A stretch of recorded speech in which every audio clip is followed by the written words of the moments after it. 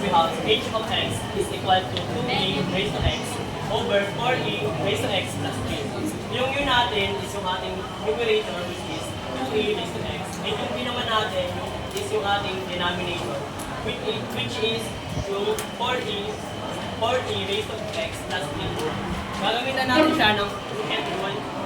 Dito text natin yung 4e raised to x plus 3 sa derivative ng 2e raised to x. And para hindi mabago yung sign niya, lalagay natin siya ng bracket.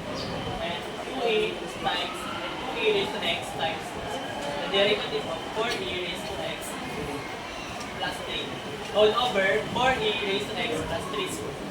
And pagka-times lang natin sila, ikakopy lang natin ito, ay yung derivative ng 2e raised to x is 2e raised to x pa rin, minus yung 2e raised to x, tingnan lang natin, derivative ng 4e raised to x plus 3 is 4e raised to x over 4e raised to x plus 3 squared.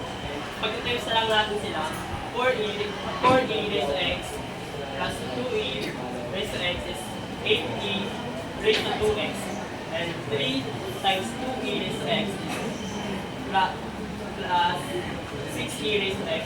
And yung 2e raised to x plus 4e raised to x is 8e raised to 6. Dahil may magkaparehas tayo dito, ika-cancel na lang natin sila. Ang matitira na lang is 6e raised to x over 4e raised to x plus 3 squared.